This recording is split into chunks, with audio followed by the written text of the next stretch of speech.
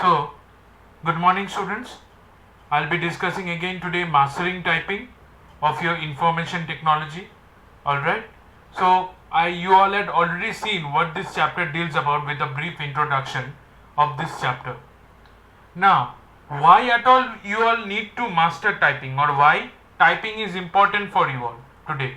So, we need to spend much time on computers nowadays, whether you work in a school now, okay, or whether you are studying in school rather, and if you are working in a multinational company, or if you are in college, you need computers. Okay, computers are used as a source of communication to others, all right, and we need to type and tell whatever, like it is all not that we have to depend upon verbal communication. Sometimes we need to give our printed documentation also, that makes typing very crucial, and typing also helps us to save our time, okay, rather than writing.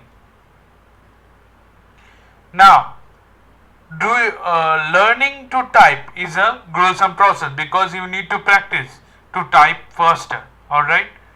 Now, the more you learn, the better you will get. The more you learn to type better, the better practice typing will give you better results, okay.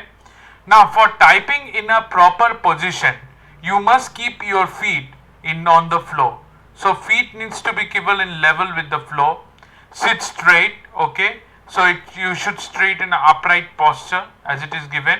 Eyes should be moved up in order to give a distance contact to that of the monitor screen, because if you sit quite near to the monitor of your laptop, it will put pressure on your eyes, okay.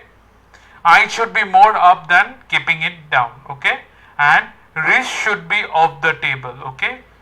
You should not put your wrist on the table. So see, what is if you put your wrist on the table, it is wrong, okay, it is wrong. Why? Because different diseases like carpal tunnel syndrome, it is a disease that is caused due to the wrist problem during excessive typing. So it happens because you keep the support of your wrist, okay, but in actual typing, it is your fingers that it will do the work, not your wrist, okay. So this is the correct approach, please follow it. And correct hands, we have different fingers, okay, controlling different keys, okay. Like see, this finger is controlling WSX, okay, this finger is controlling EDC. So this form of typing where separate fingers are used to type separate characters is called touch typing. What is it called? Touch typing or feather typing also. Now ideally here you have to keep a note of the home row keys like A, S, D, F. This is the normal scheme, and whereas these fingers of the right hand will control J, K, L as well as a punctuator, and both the thumbs will be controlling the space bar. So this is called the home row technique of typing.